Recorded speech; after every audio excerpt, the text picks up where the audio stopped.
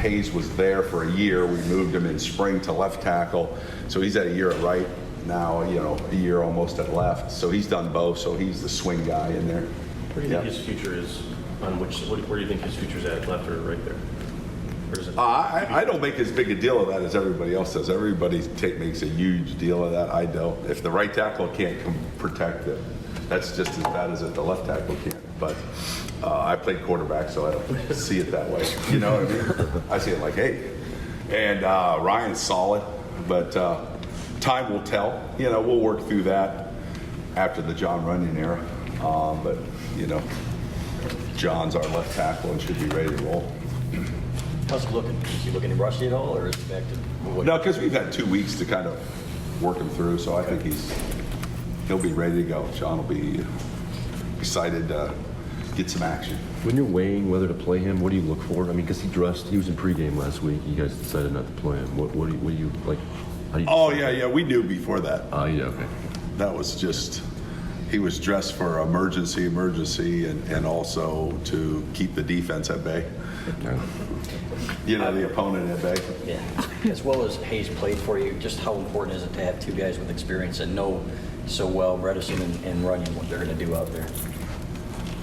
Well, I think all of this has been good for the development of our group, the confidence of those young guys. I mean,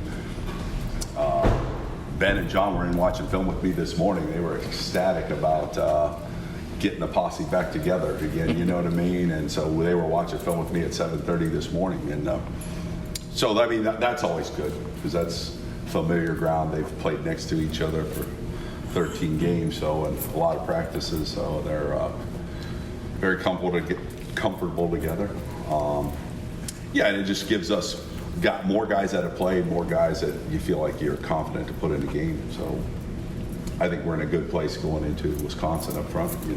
How important is that cohesion when it comes to pass protection?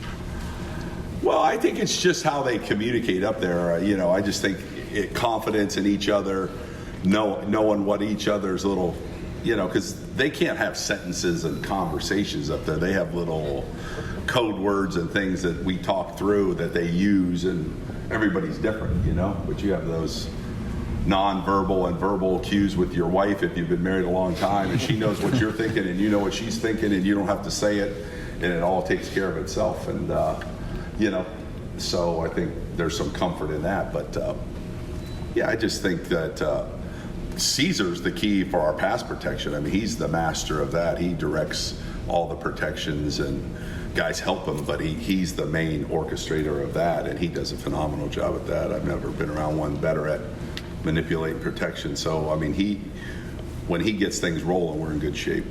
Ben was talking the other day about him and John basically like having a telepathic connection at this point. How have they developed that? Like, what do you do specifically through the years to like get to a point like that they know what the other one's going to do? Well, it comes because they know they have to rely on each other for everything on that side. It's like a pilot and a co-pilot, but they're side by side in the meetings. They sit right next to each other in every meeting. They practice next to each other. The things that we do when we work combinations and stuff, they're in combination blocks together. They're on the same side of the protections. So their whole life is intertwined, 4 hours a day or whatever they hang out off the field. And so I think that just trust and confidence. And, they had a good run together last year, and I think they're excited about getting that rolling again. What have you seen from Wisconsin's front that's similar to last year and different? Are they schematically, are they pretty similar? Yeah, they haven't changed their overall schematic structure. They're just playing at a very high level. They know who they are. They know who they want to be. They're physical. I mean, they lose good players, but they replace them with good players. The two teams that they played are different than us. So, you still aren't sure everything they might do, but they know who they are, and they play a brand of football that suits their players and the mentality of their program. And they're very, very good on defense. I mean, statistically, obviously, they're tops in the country in all these categories, and I mean, you see that on film. They're playing at a high level. Some penalties in the Army game. I think Bredesen had a couple, and Caesar. How do you Yeah, Ben had one, and C's had a couple. I mean, just communication with the quarterback and the cadences, you know what I mean? And just got to sit in there and be a little bit more poised when, noise, communication, things like that, going fast. One time Caesar didn't hear what the cadence was and assumed it was on something that it wasn't. The other time Ben just moved when the defense moved. And so just, a couple little flinches in there. Not happy about that. So, that's been a big emphasis of trying to eliminate that. Is it a function of the new offense? I mean, of getting things worked out? Getting it Yeah, there's no blame other than just, the players doing it just have to be locked in more about that part of it, Ben talked about the crowd noise thing too, especially at Wisconsin. How do you get them prepared for that in practice? We've been practicing noise, we go in the indoor and turn the noise up in practice and make it loud in there, and we have our system of communicating silently, that we have to utilize. So that's a loud place, a big place. They have a nice home field crowd and so forth. So that'll be one of the challenges is going on the road. In the one end, one end zone, it's really loud where the students are. Is Jalen healthy, and how much are Ryan and Jalen battling at right tackle now? Oh yeah, everybody, our, excuse me, 5 starters and are all healthy, and then Jalen's healthy. Yeah, everybody's full go practice yesterday. You had suggested before the season that you, with Stuber and Mayfield, you would maybe 60-40 give them snaps. Would you do the same with Hayes? Oh, absolutely. Yeah, we could. Yeah, no, there's nothing that would keep me from playing Ryan Hayes. Yeah. So you could, or you will? We haven't made all those decisions yet. Sometimes you see how it's going, but I think you'll probably see them both play. And is Ryan ahead of maybe where you guys thought he might be? After? Yes. Mm-hmm. I mean, how far ahead would you say? I liked his trajectory. It really, though, in the end of spring, his trajectory took off, and I thought, we got something here. And I didn't think we'd have to count on him to be a major player with the fact that we had Mayfield and Stuber and Runyon, and I thought he would be the 4th guy and that he might not have to play much. And then all of a sudden, things happen and you're down 2 guys, and the next thing you know, you call the next man up and he gets his job done and plays at a high level. But we saw things in spring and in fall that training camp that led us to believe that he was headed on a trajectory where he was going to be what we thought when he was recruited here, And you knew when you got him that he was athletically, there was a future there. It was just going to take. Oh yeah. He's really athletic in space and running around, and he has all the physical traits you want, Still could be, he's not gigantic in terms of weight and strength. He can be, still develop there, which he will. But, I mean, I think he came in at 255 and he's playing at 295. So in 13, 14 months, he went from a tight end at Traverse City West to the starting left tackle at Michigan. So he's going like this pretty high. You mentioned his trajectory taking off in the spring. What do you think happened, or what do you think? What's that? What do you think happened at the end of spring that kind of? I just think being at the position for a while, playing tight end and running routes is not like playing O-line and playing O-line at Michigan. And, so just learning and high repetition of the techniques and the calls and the job description and the work ethic and the culture and all that, because that's different. I mean, being a grinder offensive lineman is different than being a skill guy. That's a whole different culture, a whole different way of life, a whole different way of practicing. And, so I think it just took time. It just took time for him to get comfortable with that and get confident. The biggest thing for most of these guys when they're athletic is just confidence.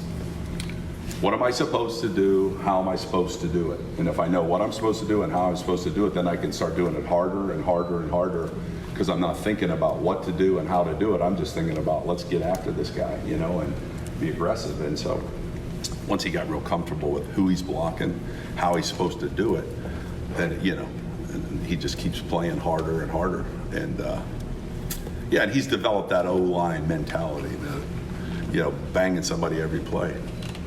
How do you think having John back will help the offense? I love having John back, and John's valuable to us, but I don't think John not playing had any bearing on the offense or what we did offensively. We didn't change our game plan. We didn't do things differently. We didn't run more to the right than the left. We didn't do any of that. We called our plays and ran our offense. And so I just think that you have a veteran guy, so maybe in the heat of battle on the road, I mean, he might be a little more comfortable, you know. But I think it is nice to have a little bit more depth there, you know. One more on Ryan. A lot of converted tight ends are getting drafted in the first round as That's why we offensive recruit linemen. them. Yeah. So I guess what's the alert of that, and is that an increasing trend that you're looking for? Well, it's, you know, the nature of spread offense is the nature of teams throwing the ball much more. You want long, athletic, angular guys out there on the edge. So the 6'7", 250-pound tight end is a perfect model for becoming a 6'7", 300-pound athletic tackle. And so, I mean, I've probably have 3 or 4 guys that played tight end that I recruited that became offensive linemen, you know, and sometimes they're playing O-line in high school, sometimes they're not, but yeah, Ryan was one that I had my eye on before I ever came to Michigan, so. Is it easier for them to get their footwork down, being a tight end and moving? Oh, I think so. I just think they're so athletic, you know, tight ends and running around in space, and because there's a lot of space on the edge in the shotgun and wide defensive ends. There's a lot of space that you got to move around in. And, you know, Jalen's very fluid at that, but Ryan is really, you know, fluid in space. Some of those conversations are going to be kind of tough in recruiting. When you tell a kid, you're not going to catch touchdowns anymore, we're going to maybe tougher than others. Some are easy, some are tough. Yeah, sometimes they are. I mean, they're just, I mean, I just tell them, look up what they pay left tackles and look up what they pay tight ends. I mean, yeah, I mean, there's a difference, you know, and, you know, a valuable O-lineman, they only, you know, 7 O-linemen in the NFL, it's all they carry on a roster, so you better be able to play right tackle and left tackle. So we cross-train them all. That's why John played left tackle last year, but for the first 9 months I was here, he played right tackle every day, and then he played left, and we cross-trained him in between, and then, so he'll be good either way when his day comes, and Hayes will be, Mayfield will be, they all will be, because they're all cross-trained, so they can play either side comfortably. What kind of skill set do you look for in a high school tight end that tells you, oh, this guy can slide over? Well, just his frame, you know, just looking at his frame and mostly his lower body, you know, like what is he like? Is he like a basketball player lower body, or is he like a guy that's going to be 300 and some pounds, you know what I mean? So you look at him from the waist down, you know, and then just their frame, and evaluate their parents and size of their folks, you know, and just look at what genetics. And then there's some gamble to it. I mean, not everybody can gain 50 pounds and still move, but got a pretty good eye for that. It's a combination of things. You know, and are they aggressive and are they willing to block in high school? Tight ends that don't want to block anybody in high school, then I'm probably not that interested in them. But if they show the interest in blocking and being physical and playing aggressively, and they have that kind of frame, then that's appealing. One of the concerns, I think, of the fan base going into this one is Michigan's defensive line against Wisconsin's offensive line.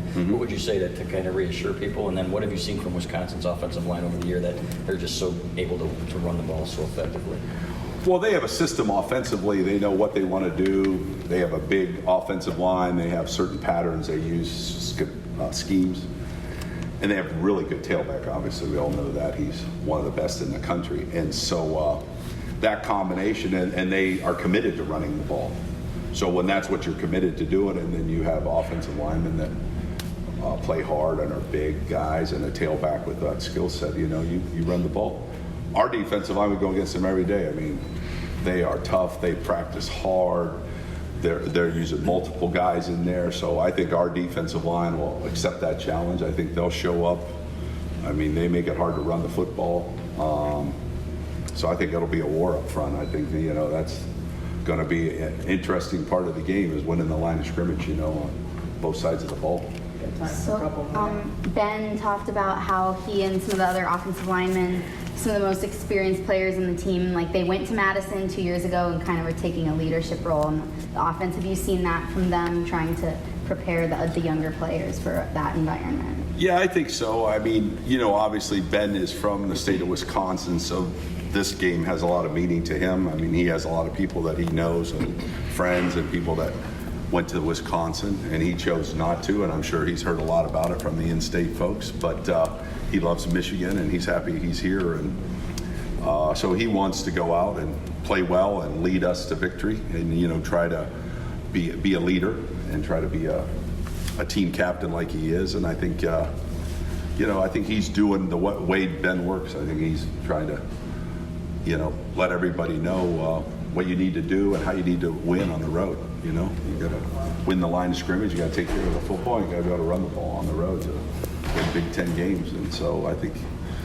Ben knows that, and we know that. And sending that message, you know, strap it up. Here we go. It's Big Ten season.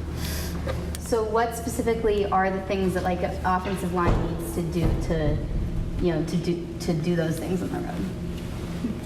Well, I just think it's how you prepare. I always think the most prepared team wins, you know, and so our preparation has to be exact. Our preparation has to have a physical nature to it. I mean, without question, we had our best practice yesterday since we started in August, without question.